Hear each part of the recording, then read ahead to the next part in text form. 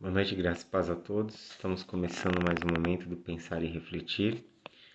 Nesse mês estamos estudando o Evangelho de Lucas e hoje chegamos no capítulo 5, verso 27. Então você que tem uma Bíblia, você que dispõe de uma Bíblia, seja no seu smartphone, no seu tablet ou até uma Bíblia física, abra comigo em Evangelho de Lucas, capítulo 5, verso 27. Diz assim o texto: Depois disso, Jesus saiu e viu um publicano chamado Levi, sentado na coletoria e disse-lhe: Siga-me. Levi levantou-se, deixou tudo e o seguiu. Então Levi ofereceu um grande banquete a Jesus em sua casa. Havia muita gente comendo com eles, publicanos e outras pessoas. Mas os fariseus e aqueles mestres da lei, que eram da mesma facção, queixaram seus discípulos de Jesus, dizendo: Por que vocês comem e bebem com publicanos e pecadores? Jesus lhe respondeu: Não são os que têm saúde que precisam de médico, mas sim os doentes. Eu não vim chamar justos, mas pecadores ao arrependimento. Essa passagem, ela também se repete no Evangelho de Mateus, no capítulo 9, do verso 9 ao 13, e também se repete em Marcos, capítulo 2, do 13 ao 17. Essa passagem fala exatamente do chamado de Levi. Levi é um nome, um nome hebraico, um nome judaico para Mateus, né? Aquele que é intitulado o primeiro evangelho no cânon do Novo Testamento. Quando você abre o Novo Testamento, o primeiro evangelho que você encontra é o evangelho de Mateus. Mateus é um nome grego. O nome de Mateus, o nome judaico de Mateus é Levi. E provavelmente ele tinha dois nomes, porque ele poderia ter um pai ou uma mãe de origem grega. Então, por isso ele tem essa duplicidade de nomes. E quem era esse Levi? O texto diz que ele era um publicano, ou seja, ele trabalhava para o Império Romano, ele era alguém que trabalhava na coletoria dos impostos. Roma cobrava altos impostos dos estados, dos lugares onde eles haviam conquistados, né? A paz romana era uma paz estabelecida por meio de certa forma, de uma intervenção militar. O Império Romano ele intervinha militarmente nos lugares dominados, né? Nos países dominados, e ele estabelecia a paz por meio de estabelecer suas tropas, seus exércitos em determinados lugares. Então você vê, por exemplo, uma cidade grega muito conhecida no Novo Testamento, a cidade de Filipos, era uma cidade que estava sob domínio romano. Você vê uma outra cidade, as cidades gregas, Corinto, Éfeso, todas elas pertenciam ao Império Romano. E todas as cidades que estavam sob domínio do Império Romano tinham que pagar tributos, tinham que pagar impostos ao Império. Então o Império Romano ele estabelecia o quê? Funcionários do Império que tinham a função de coletar esses impostos, de fazer a cobrança desses impostos.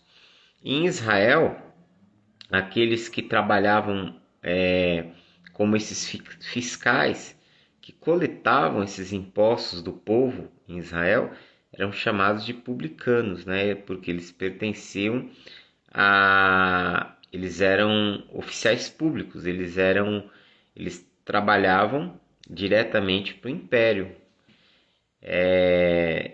E eles tinham cargos públicos, né? Essa é a ideia em si, né? Desde o início, essa é a ideia de falar. Eles tinham cargos públicos, eles trabalhavam para o Império Romano.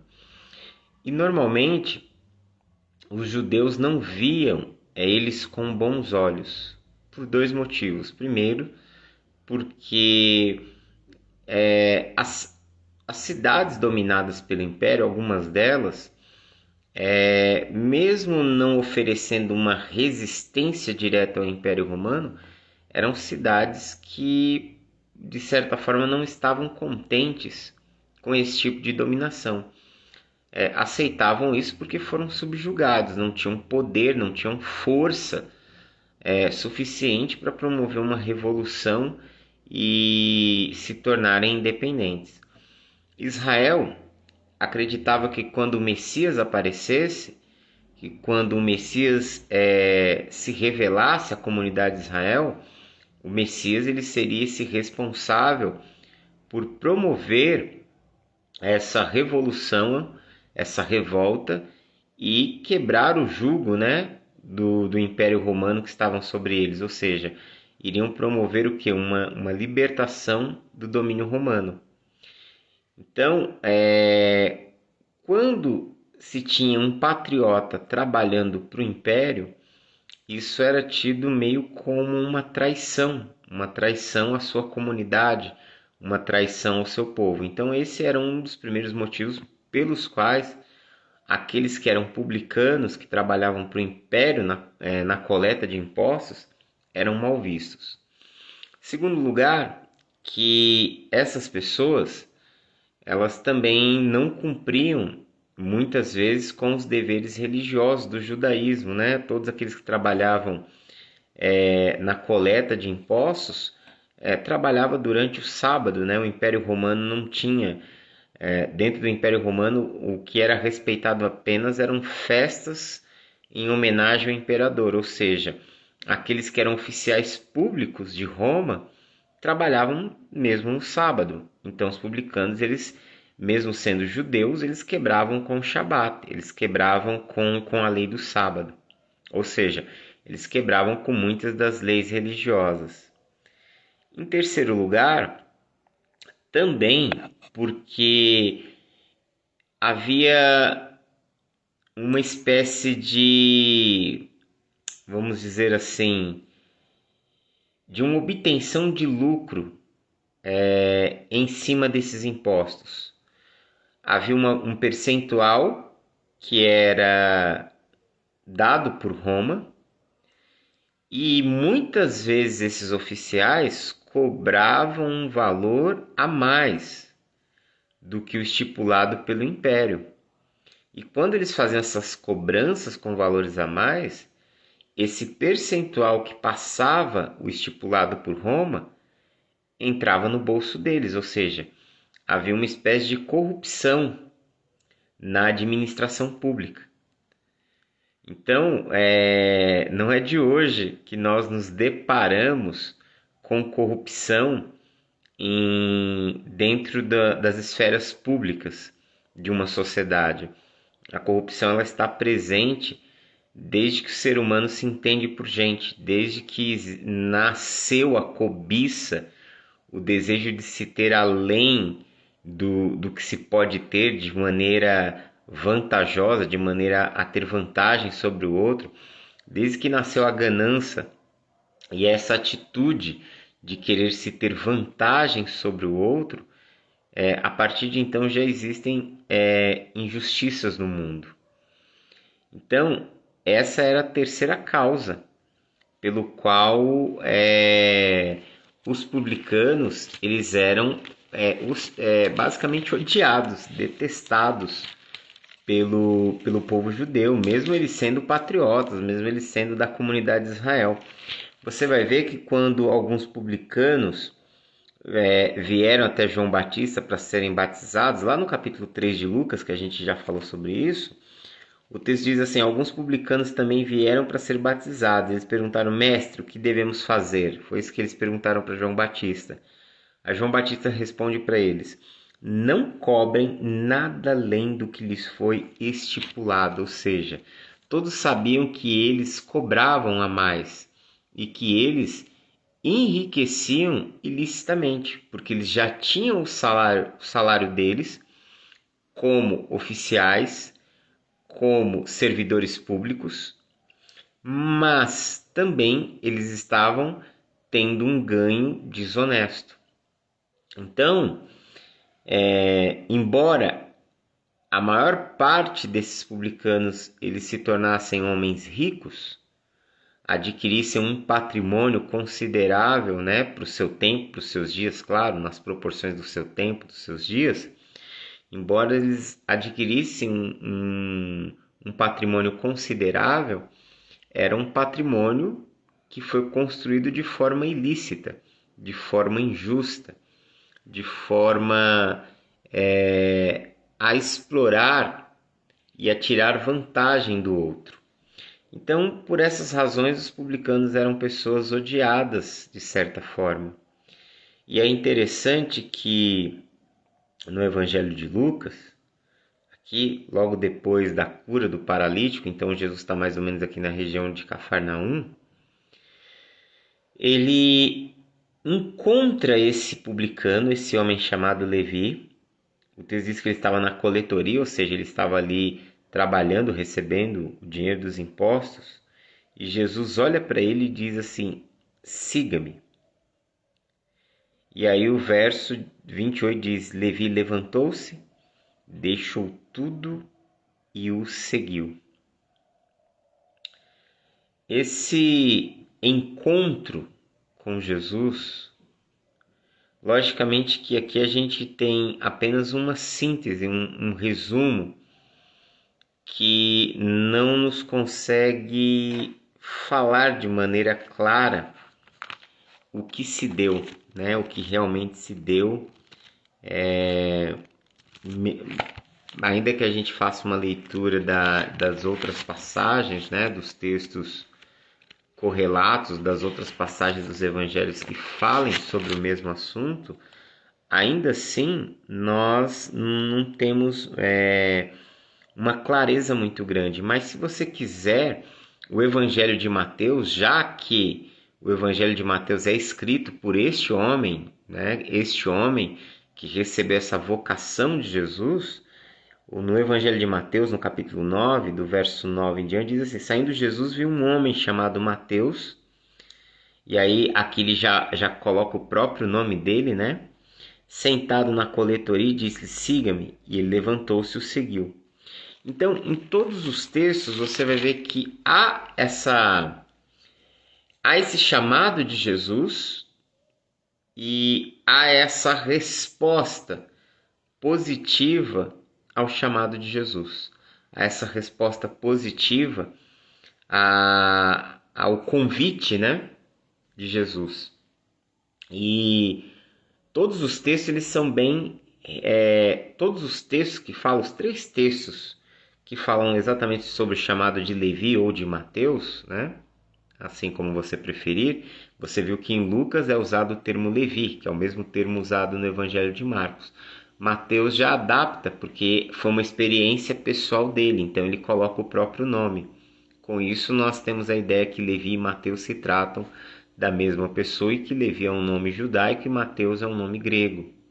Entendeu? E que provavelmente ele recebe esse nome por ter, de certa forma, origem pai ou mãe grego, né? Então poderia ter um dos 2 judeus e o outro grego. Provavelmente por ele ser considerado judeu, nos dias de Jesus, ainda se pesava muito a paternidade, né? Começa a mudar um pouco depois que Jerusalém é destruída, depois da diáspora, começa a se considerar um homem como tendo ascendência judaica a partir da mãe. Mas até os dias de Jesus, você considera alguém judeu, né, de fato, essencialmente judeu, pelo pai. Então ele poderia ter talvez um pai judeu, uma mãe grega, ou vice-versa, né?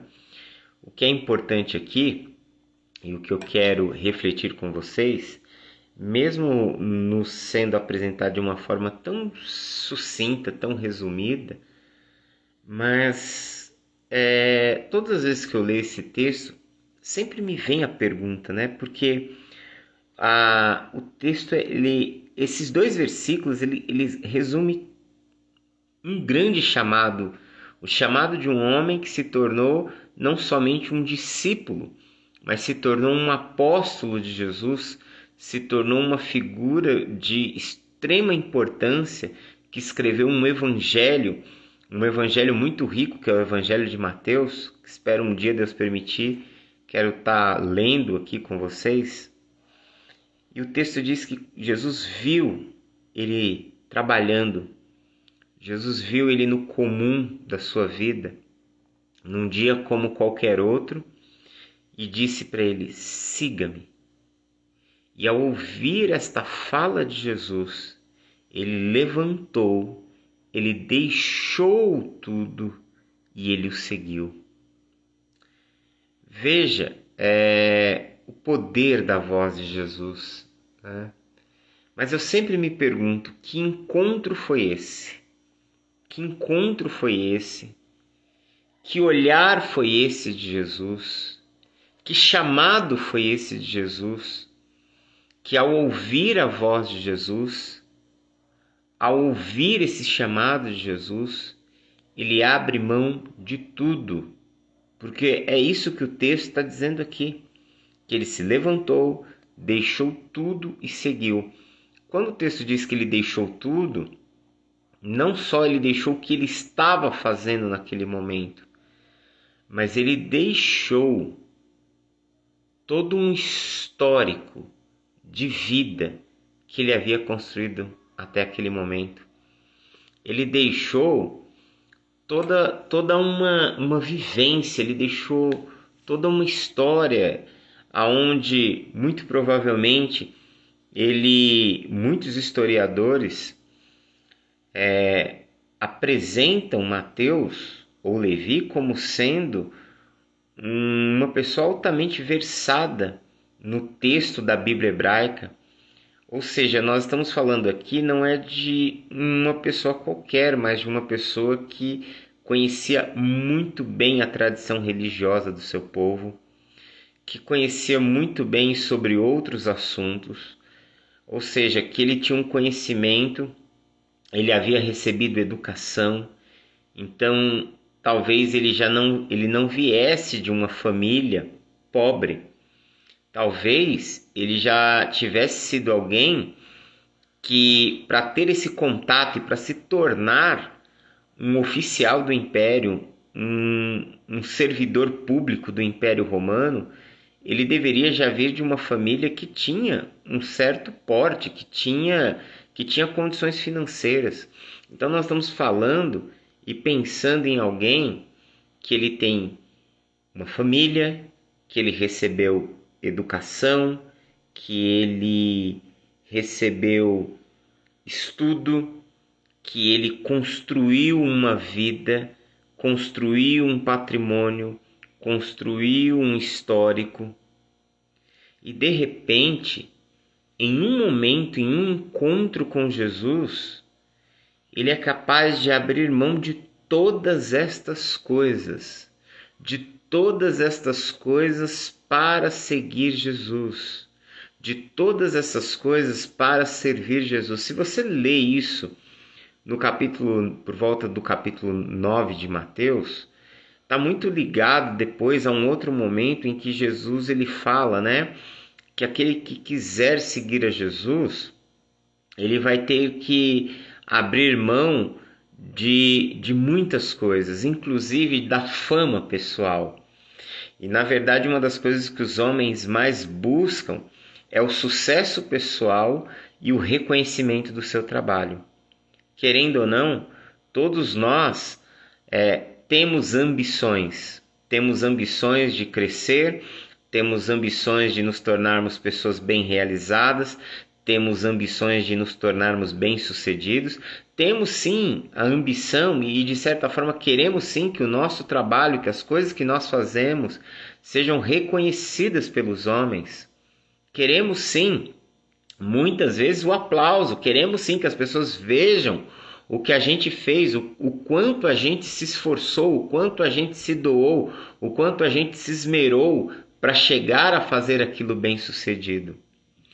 Até porque, muitas vezes, o reconhecimento de alguém bem-sucedido é o reconhecimento do trabalho de alguém que se doou, que abriu mão também de muita coisa para construir aquilo, porque ninguém é bem-sucedido da noite para o dia. Ninguém é bem-sucedido Ninguém se torna uma pessoa de sucesso se não trabalhar arduamente por isso. O sucesso não é uma coisa que você ganha num piscar de olhos. Fama, sim. Você pode se tornar famoso positivamente ou negativamente muito rápido. Eu estava lendo até a reportagem, hoje eu estava lendo uma reportagem sobre aquele mendigo que explodiu nas redes sociais por aquela situação lá que ele viveu. Daqui a pouco ele ficou famoso, essa é a palavra. Ele não se tornou uma pessoa bem-sucedida, ele se tornou famoso pelo caso, pela situação que ele estava envolvido. Depois se tornou quase que ícone nacional para muita gente, né? Não digo para todos, mas muitos iconizaram ele, recebeu dinheiro, recebeu fama. E pela reportagem que eu li, não deu para conferir se essa reportagem era verídica ou não, se todas as informações eram verídicas. Depois eu até vou ver isso com mais calma, mas parece que ele voltou, né? Ele abriu mão de tudo, voltou para aquela situação. Então a fama é isso, a fama você aparece, a fama você perde. Fama é assim. Sucesso não, sucesso você está falando da construção de algo, e construir coisas leva tempo. Construir coisas bem-sucedidas leva tempo. Então, todos aqueles que recebem reconhecimento pelo seu sucesso, de certa forma, é capaz de dizer, poxa, eu lutei por isso, né? Eu trabalhei por isso, então nada mais justo. Então você está diante de alguém que ele carrega todas essas características. É alguém bem-sucedido, é alguém que está atrelado ao Estado romano, ao Império Romano. Ele é um oficial do Império. Os publicanos eram oficiais do Império Romano. E de repente, esse encontro com Jesus, e é sempre, eu paro sempre nesse verso, aqui em Lucas, né, no caso, quando diz Levi levantou-se, quando Jesus disse para ele, siga-me, ele levantou-se, ele deixou tudo e ele seguiu a Jesus. E ele passa a seguir a Jesus nos seguintes termos, nos mesmos termos que ele escreve no seu evangelho, do que Jesus disse: aquele que quiser vir após mim, negue-se a si mesmo, tome a sua cruz e me siga. Então, esse texto aqui, ele é um dos mais poderosos, um dos mais fortes para mim, quando a gente pensa sobre vocação, quando a gente pensa sobre chamado, quando a gente pensa sobre a nossa missão no reino de Deus. O quanto o chamado de Deus em nossas vidas pesa. O quanto estamos dispostos a abrir mão de muitas coisas que desejamos, que queremos, que almejamos para servir a Deus, para estar ali em prol do reino de Deus. Lembrando que o reino de Deus, ele não vai fazer de você alguém famoso, porque todo aquele que se torna famoso, às custas do reino de Deus, ele não está sendo bem-sucedido no reino. O caminho de Jesus fala de uma outra história. O caminho de Jesus é uma outra coisa. O reino de Deus é uma outra coisa. Mas o quanto nós estamos dispostos a olhar para a nossa vida no hoje, a olhar para as coisas que nós temos conquistado, para as nossas realizações, e de repente pensar que se Jesus olhasse para nós nesse momento e dissesse para a gente: vem e me segue, vem e caminha comigo, vem, vamos andar juntos, você vai ser o meu aluno, você vai ser o meu discípulo. Olha que nós estamos na era da mentoria, estamos na era do coach, estamos na era da mentoria, nós estamos na era dos treinamentos. às vezes se torna uma coisa até engraçada. A gente fala tanto de carreiras profissionais, de criar, né, caminhos profissionais, mas se você for ver, aqueles que ensinam hoje, aqueles que tornam possível alguém seguir um caminho, né, os mentores, nunca na sociedade, em nenhum outro momento, talvez na Grécia Antiga, mas ainda não com a ênfase, porque hoje se tornou uma coisa muito mercadológica. Mas nunca na história se enfatizou tanto a ideia de mentores e de mentoria e de treinamento como nós temos visto hoje. Você abre o Instagram, você abre as suas redes sociais, daqui a pouco começa a aparecer os anúncios patrocinados, né? E muitos deles oferecendo cursos, oferecendo treinamentos, oferecendo mentorias para as mais diversas áreas. E aí você percebe, às vezes, né, gera aquela brincadeira que o pessoal faz muito meme. Você não sabe se o que dá dinheiro é fazer aquilo ou você dar o curso daquilo, né? Se é o curso daquilo que te gera dinheiro em vez de você fazer aquilo. Tudo bem que tem muita gente que aparece como guru, que na verdade não são verdadeiros mentores, né? Acabam se tornando até mesmo aproveitadores. Mas nunca se enfatizou tanto essa coisa de mentoria, de treinamento, como nos dias de hoje. E então, já que nós estamos nessa sociedade, nessa época, nesse momento, imagine Jesus chegando para você e oferecendo a mentoria dele. A mentoria de Jesus. Só que a mentoria de Jesus não é a mentoria que você vai se tornar famoso. A mentoria de Jesus não vai fazer com que suas redes sociais bombem. A mentoria de Jesus não vai te levar a ter mais likes. Talvez aconteça o contrário, talvez você comece a ter dislikes. A mentoria de Jesus, ela não vai te levar a angariar seguidores, muito pelo contrário. Talvez até os que andam com você até aqui, a partir do momento que você se posicionar pelos ideais que Jesus defende, pelos ideais pelos quais Jesus deu a sua vida, pelos ideais dos quais Jesus foi abandonado por todos, talvez isso comece a acontecer no seu círculo de amizades. Talvez quando você abraçar os ideais do reino de Deus, as pessoas comecem até a sair de perto de você, a deixar de te seguirem.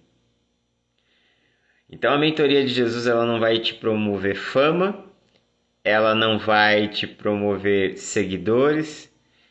A mentoria de Jesus não vai fazer com que seus cofres se enchem, não vai fazer com que seu bolso se enche, não vai fazer com que você ganhe valores absurdos como nós vemos nas propagandas. Tem uma propaganda que roda no YouTube que ele fala assim, com R$ 600 você vai transformar em R$ 100.000, e ele fala em um mês, em 30 dias, uma promessa mirabolante de você pegar R$ 600 e transformar em 100.000. Então, a mentoria de Jesus, ela não vai produzir isso na sua vida. A mentoria de Jesus, ela vai levar a você ter 2 pães e repartir um deles com quem necessita. A mentoria de Jesus vai fazer com que você pegue aquilo que você tem e que aos olhos de Deus pareça ser mais do que suficiente, ainda que aos nossos olhos não pareçam, e a gente compartilhe com quem não tem. Porque quando a gente faz isso, a gente começa a equilibrar a sociedade, a gente começa a equilibrar o mundo, a gente começa a fazer com que a balança da injustiça, da desigualdade, a balança da miséria comece a se reequilibrar. A mentoria de Jesus, ela é o oposto é o contraponto de todas as mentorias que você pode acessar numa rede social. E aí Jesus olha para esse cara e lhe oferece a sua mentoria. Jesus oferece a sua mentoria para um cara que tem dinheiro, tem educação, é um oficial do Império Romano. Como oficial do Império, ele tem acesso a privilégios que outras pessoas não têm. Ele tem o seu plano de carreira garantido, sua aposentadoria garantida, todas as benesses da sua vida pública asseguradas. E Jesus lhe oferece o contrário de todas essas coisas. Jesus lhe oferece o contrário de todas essas coisas e esse homem larga tudo para abraçar esse projeto. Ele larga tudo para abraçar esse ideal. E sempre quando eu leio esse texto ele gera em mim esse incômodo. Esse texto gera em mim esse incômodo. Gera em mim essa perturbação. O que leva alguém a abrir mão dessas coisas, de um futuro garantido, de uma vida garantida, de conforto, de tantas coisas que lhe estão asseguradas como um direito, como uma realidade, o que leva alguém a abrir mão disso para fazer uma trilha que ele sabe que será o oposto do que ele vive? O que leva alguém a tomar uma decisão como essa? Porque pela lógica, é a única decisão que talvez nós não tomaríamos. É a decisão a qual a gente não faria. Essa é a mentoria que certamente você não apertaria o saiba mais e você não arrastaria para cima. Pode ter certeza disso. Mas esse homem, com toda a vida que ele tem, ele foi capaz de largar tudo isso. E talvez a resposta de tudo isso esteja não em palavras, não nos milagres que Jesus estava fazendo.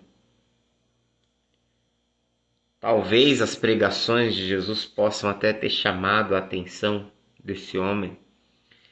Mas no contexto de tudo que eu venho lendo no Evangelho de Lucas, me ficou claro, pelo menos até aqui acho que eu tive uma clareza para entender o que levou esse homem a agir como ele agiu.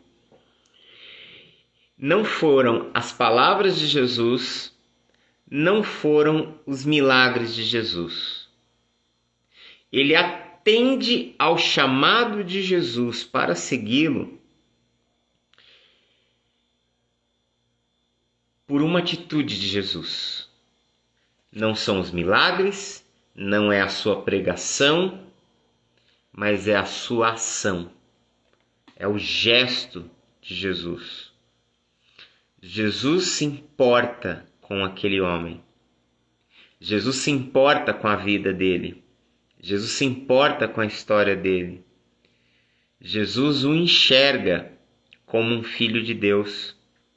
Mesmo ele estando numa vida pública, mesmo ele estando numa profissão onde ele é visto como um inimigo da pátria, como um inimigo dos seus compatriotas, mesmo talvez sendo alguém que talvez, não há certeza disso, que talvez ele tirasse vantagem. Talvez ele tirasse vantagem na coletoria dos impostos. Talvez ele fosse um publicano como aqueles que João Batista denunciou. Um cara que ganhou dinheiro ilicitamente. Pode ser que ele seja um cara que ganhou dinheiro ilicitamente, mas ele está bem. Aos olhos humanos ele está bem. Mas o que chama a atenção é que ele se reconhece como alguém amado por Deus, sendo quem ele é. Ele se reconhece como alguém que se tornou alvo do amor de Deus, vivendo a vida que vive.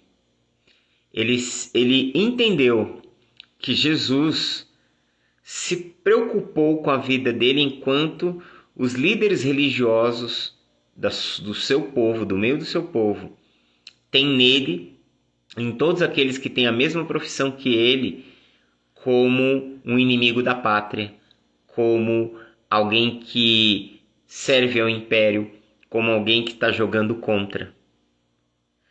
Jesus, ele olhou para aquele homem. Jesus não focou no que ele estava fazendo, nas atitudes e escolhas que ele tinha feito na vida dele. Jesus o amou e o chamou para segui-lo. Jesus o amou e o chamou para fazer parte da sua equipe. Jesus olhou para ele e enxergou para além do que as outras pessoas podiam enxergar nele. Jesus olhou e viu quem ele poderia ser na graça. Jesus olhou e enxergou quem ele poderia ser em Deus, quem ele poderia ser no reino de Deus, quem ele poderia ser nas mãos de Deus, quem ele poderia ser a partir do momento que Deus visitasse a sua vida, que Deus visitasse o seu coração. Jesus não olhou para o estado atual daquele homem. Jesus olhou para quem ele poderia se tornar em Deus. Jesus olhou para a obra de Deus em sua vida, para aquilo que Deus poderia fazer em sua vida, em sua história. Jesus não ficou preso aos erros, às atitudes talvez sombrias, escuras, presentes na vida daquele homem. Jesus o amou para além do que ele era, para além do que ele fazia. Jesus se importou com a vida dele.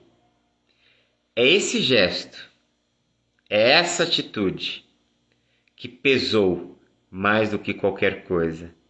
Então, quando Jesus viu esse homem, Lucas capítulo 5, verso 27.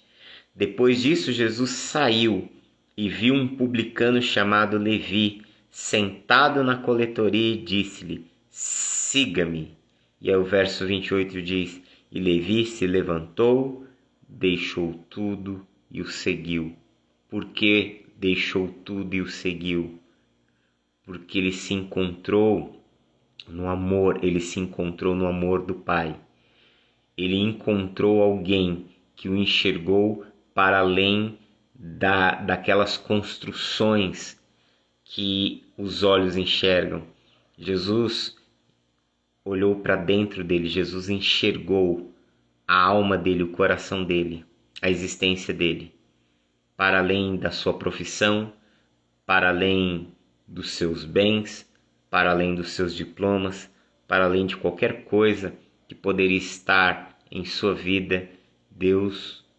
Jesus enxergou a realidade de quem ele era e quem ele poderia se tornar nas mãos do Pai. É esse gesto que muda a atitude daquele homem.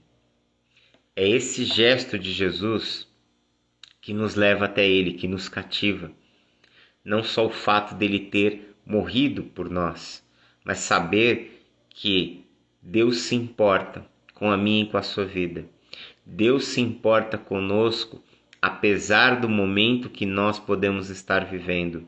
Deus se importa conosco para além da realidade do momento que nós estamos passando. Deus se importa conosco para além de qualquer circunstância ou situação que esteja a nos cercar. Por quê? porque ele nos enxerga nele, ele nos enxerga a partir da sua obra realizada em nós. Ele nos enxerga lá no futuro. Quem podemos nos tornar nele? Quem podemos nos tornar nas mãos dele? Quem podemos nos tornar se permitirmos que o amor dele invada a nossa vida e reconstrua a nossa história? Isso é tão forte na vida desse homem que o verso 29 diz assim: então Levi ofereceu um grande banquete a Jesus em sua casa. Ele ofereceu uma festa pública, ele ofereceu uma festa para todos aqueles daquela região ali de Cafarnaum. Ou seja, o chamado de Jesus em sua vida, mesmo sendo um chamado que vai colocar ele na contramão de todas as coisas, como eu disse, a mentoria de Jesus é a mentoria que ninguém normalmente quer, que ninguém quer em sã consciência. É a mentoria que tira você do status da fama, é a mentoria que faz com que você perca os seus seguidores, é a mentoria que faz com que, em vez de você ganhar dinheiro, você doe dinheiro, que você reparta os seus bens. É a mentoria, talvez, dentro do business, é a mentoria do fracasso. Mas para Deus, é quando nos tornamos esse tipo de pessoa, uma pessoa mais solidária, uma pessoa mais altruísta, uma pessoa mais misericordiosa, é que verdadeiramente restauramos a qualidade de sermos seres humanos em nossa existência. E aí nos tornamos mais parecidos com Jesus, que é o projeto, que é a maquete do ser humano ideal. No Evangelho de Lucas, Lucas apresenta Jesus como a maquete, como o modelo do ser humano ideal. É como se Lucas estivesse dizendo: você quer entender o que é de fato ser um ser humano? Você quer entender de fato o que é ser? Você quer entender de fato o que é a realidade da existência humana? Olhe para Jesus.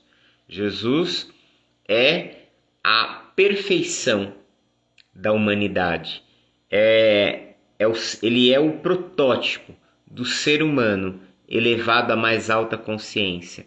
Jesus é o protótipo do ser humano que está livre do seu ego, livre do desejo de fama, livre das suas cobiças, livre das suas ambições, livre daquele desejo de fazer as coisas somente em benefício próprio, livre do egoísmo, livre do egocentrismo. O modelo de ser humano mais elevado que possa existir, do que é de fato ser humano, está em Jesus. E aí nós percebemos que esses atos de Jesus, eles fazem toda a diferença. Por quê? Porque nos leva à realidade de enxergar o verdadeiro valor da vida. Então, a mentoria de Jesus, ela é uma mentoria bem-sucedida. Ela é uma mentoria bem-sucedida porque ela cumpre os propósitos de Deus em nós. Cumpre o propósito daquilo que Deus nos criou para sermos nele. A imagem e semelhança do seu Filho. E quando você se sente amado e acolhido nos braços do Pai, mesmo sabendo que essa mentoria de Jesus nos coloca nessa situação, né, que eu posso dizer que é um paradoxo, é o contraponto de tudo, mas saber que nos tornamos alvos do amor de Deus e que esse amor, ele é suficientemente poderoso para nos sustentar na nossa caminhada e moldar todo o nosso caráter, toda a nossa vida, vai fazer toda a diferença. Esse homem, ele tem um encontro tão profundo, ele encontra o amor de Deus no ato de Jesus encontrá-lo. Ele encontra o amor de Deus no ato de Jesus ser solidário. Ele encontra-se com Deus e encontra-se consigo mesmo. Ele encontra-se com Deus nos gestos de Jesus. E ele se encontra consigo mesmo sabendo que tudo aquilo que ele tinha vivido até aquele momento, toda a história que ele tinha construído até aquele momento, era infinitamente inferior à proposta de poder se sentir amado por Deus e de caminhar com Jesus. Na vida de Levi ou Mateus, Jesus estabelece um novo caminho, uma nova história, um novo modelo, um novo trajeto de vida. O antes de Cristo, o antes de Jesus e o depois de Jesus. Por isso que o Evangelho de Mateus, ele tem uma passagem que ele fala de um homem que ele estava em um campo e ele encontrou um tesouro naquele campo. Então, ele compra aquele campo, ele pega todo o dinheiro que ele tem e dá naquele campo. Ele paga um valor muito maior do que o campo vale, não por causa do campo, mas por causa do tesouro que ele achou no campo. Ele achou o tesouro de maior valor, que vale ele abrir mão de todas as coisas, a comprar aquele campo por causa do tesouro. O que ele estava querendo dizer acerca da sua própria experiência pessoal, de que ao nos encontrarmos com Jesus, ao nos encontrarmos no amor de Jesus, que revela o amor de Deus sobre nós, e ao podermos sentir esse amor, ao deixarmos que esse amor invada a nossa vida e transforme o nosso ser, todas as outras coisas se tornam infinitamente inferiores a esse encontro, a essa presença, a poder viver nesse novo estado, nessa nova realidade de vida. Em detrimento disso, ele oferece um grande banquete. O verso 29 diz: então Levi ofereceu um grande banquete a Jesus em sua casa. Havia muita gente comendo com eles, publicanos e outras pessoas. E aí o verso 30 fala: mas os fariseus e aqueles mestres da lei, que eram da mesma facção, queixaram-se com os discípulos de Jesus, dizendo: por que vocês comem e bebem com publicanos e pecadores? Lembra que eu falei no início que os publicanos eles eram mal vistos pelos líderes religiosos? Aqui está muito claro isso. Eles consideram os publicanos como pessoas marginais, pessoas que não estão à altura de pessoas piedosas como eles, pessoas que descumprem a Torá, que não conseguem cumprir com as obrigações da Torá, pessoas que, como eu disse no início da mensagem, né, que servem a Roma, que são traidores da pátria, que ganham dinheiro com com juros, colocando juros de forma ilícita. Então eles são tidos como pessoas reprováveis, essa é a palavra. E aqui os pecadores que ele está falando aqui, né? Porque vocês comem e bebem com publicanos e pecadores? Os pecadores aqui no texto são os não-judeus, são pessoas que de raça mista. Eu já falei aqui em outro encontro que Jesus ele concentra o seu ministério em Cafarnaum, na Galileia, na parte norte de Israel. E essa parte norte de Israel, ela tem muitas pessoas estrangeiras e tem muitas pessoas de nascimento misto, né? Um judeu que casou com um egípcio, um judeu que casou com um grego e por aí vai. E essas miscigenações, essas misturas, eram chamados pelos fariseus, pelos religiosos de pecadores. E aí Jesus ele toma a iniciativa e responde dizendo: não são os que têm saúde que precisam de médico, mas sim os doentes. Eu não vim chamar justos, né? Justos aqui que se consideram justos, mas pecadores ao arrependimento. Jesus confronta os líderes religiosos dizendo que o chamado de Jesus, o chamado de Deus, é um chamado para todo aquele que necessita de Deus. Existem pessoas que elas estão tão agarradas a uma religião, ao status da religião, às normas da religião, que elas acham que a sua religião, as suas crenças, já fazem delas filhos e filhas de Deus, que as suas crenças religiosas já colocam ela no estado de justiça, onde elas se veem autossuficientes.